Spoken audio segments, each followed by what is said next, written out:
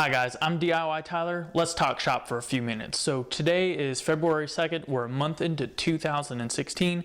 I wanted to do this shop tour partly so that I know what the shop looked like at this point in time, because there's a lot of things I want to do to it in the very near future. And then I've gotten some questions about some of the tools in there, so this is a good opportunity for me to tell you about them.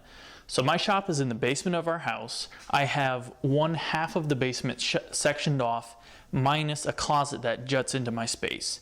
Talked to the wife about that. We're working on it. So anyway, keep it locked so the kids can't get in here when I'm not downstairs. Let's go inside and take a look. So as soon as you walk into the shop, this is your view. I put a lot of thought and time into the layout of the shop and where I wanted each of the tools to minimize my walking around and to make moving the stuff around in my workflow just much easier. I'm the type of guy that does a lot of planning, and I don't really like to waste my time changing stuff again and again. So I spend a lot of time, probably too much, getting stuff in the right spot before I actually do it. First thing you're greeted with on the right is a rack to hold earmuffs for my kids and anyone else that's visiting the shop.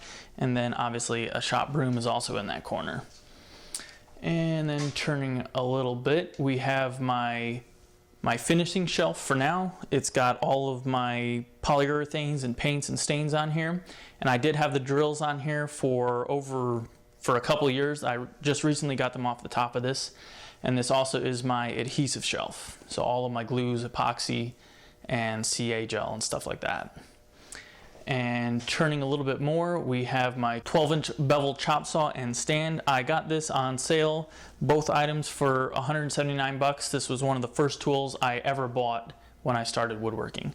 I do have a dust hood on here, and this thing is a must. In my opinion, the chop saw, router, and circular saw are the biggest dust creators in your shop, flinging dust absolutely everywhere. So this helps an incredible amount to collect that with the dust collector and get rid of it. Now I do just want to turn around real quick, woo, and this is my sheet goods storage and lumber rack. I have enough room under here for a full sheet of plywood without sticking out into the shop, and then I got 4 shelves, the 4th one being a little bit small, for your typical everyday lumber that you might be using. And turning a little bit more, we have my fold-up work table, which houses the Inventables X-Carve CNC machine. Now this machine was given to me by Inventables, so I didn't spend any money on this. I did build the table, and that brings up a good point that any of these projects that I've done in the shop, I will put a pop-up annotation and a link in the description to those projects if you would like to go see them. This will be kind of like an index for us to see. As soon as I got this machine, I immediately knew I needed a way to get this off of the floor. It's a big machine. It's the 1000 by 1000 millimeter. And you absolutely need to get this out of the way, otherwise it takes up just too big of a footprint in your shop. As you could probably see, underneath the table is my sticker display. If you guys have a sticker and you would like it on here, you can find my address in the About page of the YouTube channel. Send me a sticker. I'll send you one back and it'll get put up here with all these other ones. Now doing almost a 180 from this, you run into my bandsaw in its current home, not for long. This is a 14-inch bandsaw. It's got a 3/4 horse motor, and everything I can throw at it, which is 6 inches, I've had no issues with it so far. I do need to build a new table for this. This one's not perfectly flat or square to the blade, so that'll be coming up to make this a better saw. I did make the base for this saw, replacing the super junky, thin little metal one that it came with. This saw was given to me, so I didn't spend a penny on this one. Moving down a little bit more, we have my newest addition to the shop. This is my drill storage station. It's got a place for drills, charging, and drill bits.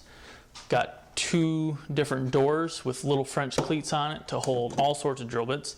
And a couple of viewers mentioned that I should have put these drill bits on an angle. That's an awesome idea. I'm probably going to rebuild these to put those drill bits on an angle just to get more in. It's a great idea. Moving down, we have my floor standing drill press. I got this on Craigslist also. I think I got it for 120 bucks. This has a 3/4 horse motor. It's taken everything I've thrown at it and it works great. Much better than your typical benchtop model. Then turning a little bit more, let me back up as well. You can see this old workbench that's sitting right here. Right now it's just piled with miscellaneous hand tools, like mechanic type hand tools, and I want to get rid of that so that I can move more stuff into this corner, because this is my typical work corner. This workbench did used to go all the way down, almost down to there, but I couldn't stand the thing. It's high, which is nice for some stuff, but it's also very deep, so you couldn't really put anything on the wall, and that's just not going to do in my shop. So I took it out. Most of my first projects that you see in the shop, like the fastener shelf, the storage unit over there, and the dust hood, were all made from wood that I salvaged from taking out that workbench. And let's go down over here. This is my fastener shelf on a French cleat. This is going to be moving down very shortly here over by the drill press and the drill storage. I got my trash can below here and my tapes and some biscuits and stuff like that. And scooching down a little bit more, got my Kreg Jig K5. I like to have it super handy right here for that one little pocket hole that you need to drill super fast. Then scooching down a little bit more, let me back it up as well. We have my clamp rack. This is a new addition, no video for this, but it holds my C-clamps and spring clamps on here, easily accessible, and then all my F-style clamps and quick clamps here on the bottom. Can never have enough clamps. Then moving down, this is my dust collection system for the shop. This is a Harbor Freight dust collector. Again, I got this on Craigslist for $75. And then right now I have it as a 2-stage system with a Oneida Super Dust Deputy dropping into a 32-gallon trash can. I am going to be replacing this with a cartridge filter very soon. It just hasn't come in yet. I haven't had this in the shop for very long. This is actually a 2016 project, so in 2015 it was just on the typical Harbor Freight mobile base. I haven't used this for very long, but so far it is amazing. Definitely better than what it was before, and I'm looking forward to having this in the shop. From here, it branches off into 2 separate branches that go to opposite sides of the shop. Going up this way, I have only 1 drop, and that's going to be for a sanding station that's going to be happening very soon. The reason there's only 1 drop is there's some heat duct in a support beam that is just in the way over here. And it worked out better to go across the shop from this side because I was already lowered down. Now the longest run is probably 40 feet or so, and even from the furthest run I've had no issue with this dust collector pulling through whatever I've thrown into the pipe on that end. So definitely one of the most economical buys you can get at Harbor Freight for your money. Then turning around, we've got my 13-inch planer. This is on a mobile base right now. And will remain so, because if I have anything longer than about 7 feet, I need to kick it out more into the middle of the shop so I can shoot a board diagonally across it.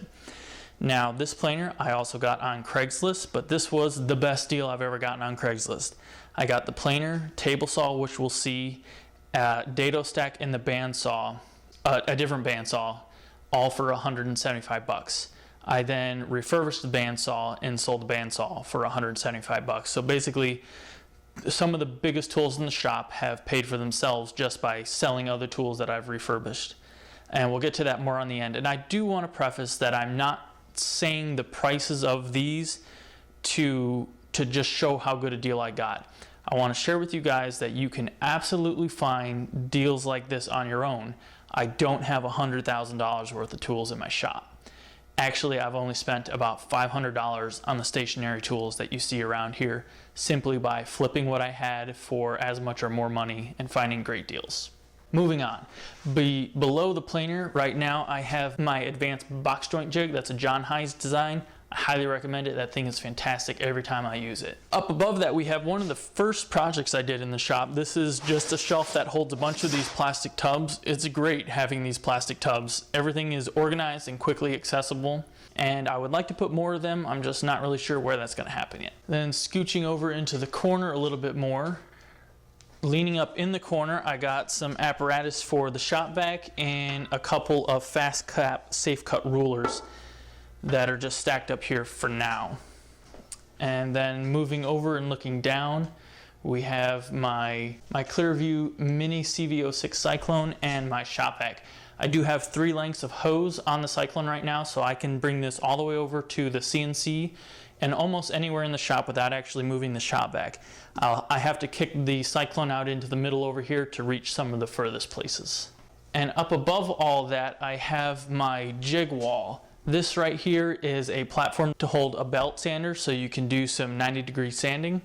Then I got a quick spline jig and a miter sled for the table saw. I also have a crosscut sled, but I leave that down by the table saw because I find myself grabbing it so often, it's just not worth the time to put it on the wall for me.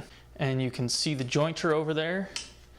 This is a 6-inch jointer. Yes, I would like to have a bigger one, but 6 inches is better than no inches. I probably shouldn't say that on YouTube, but it works great so far. I got this for $175 on Craigslist, and it was in really good shape when I got it. I haven't had to do anything. New blades coming up soon, probably. And that's it for the outside of the shop.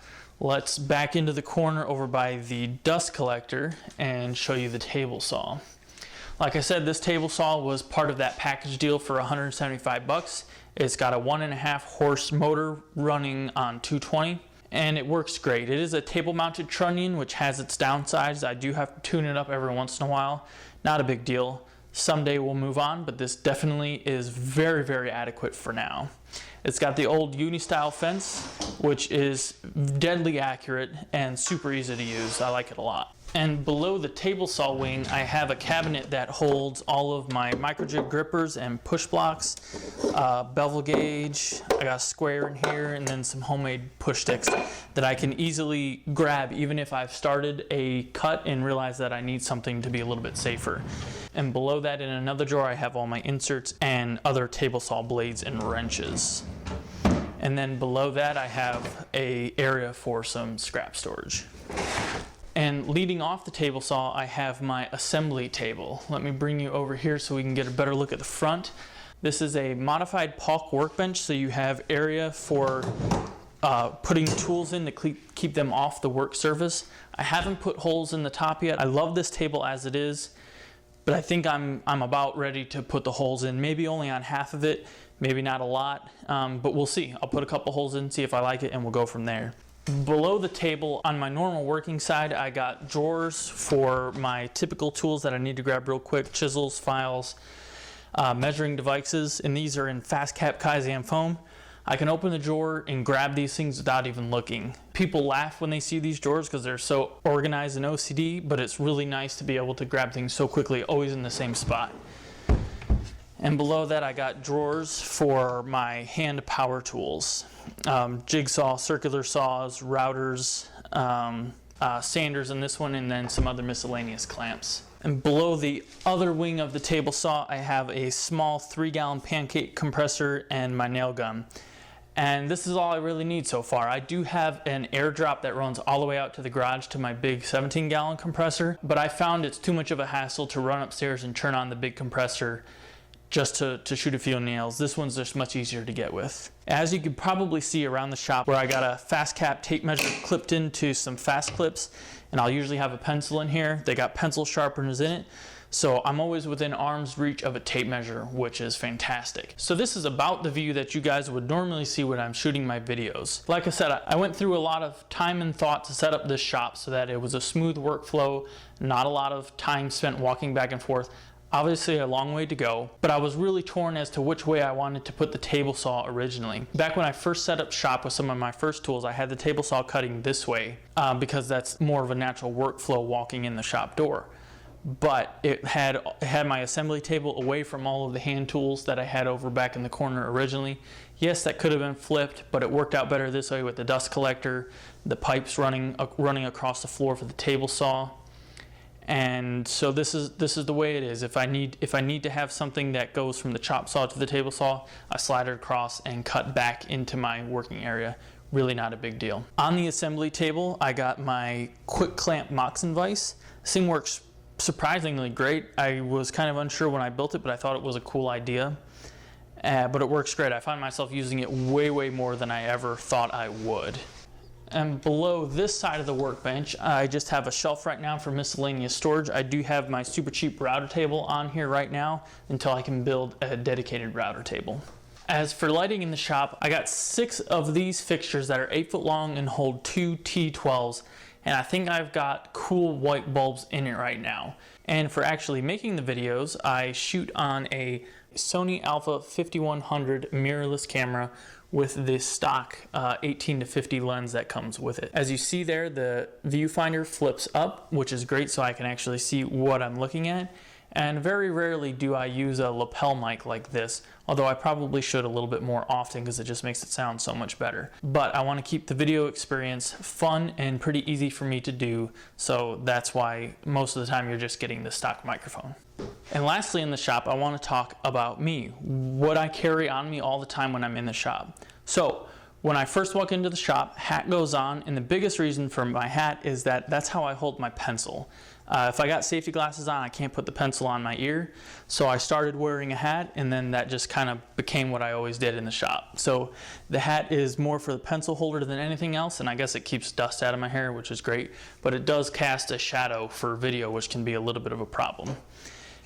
So when I walk into the shop, hat comes on, safety glasses go on so they're easily accessible, and I usually drape a cheap pair of earbuds over my neck and they just stay there. If they're not here, they might be hanging on the switch for the dust collector, but they're normally around my neck.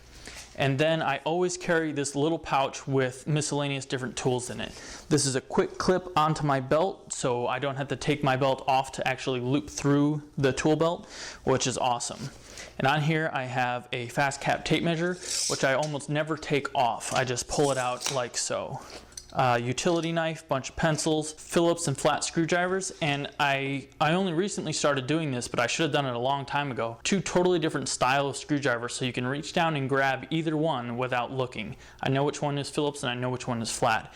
Originally I had two very similar ones and I put some tape on it, but it wasn't quite enough to actually detect a difference.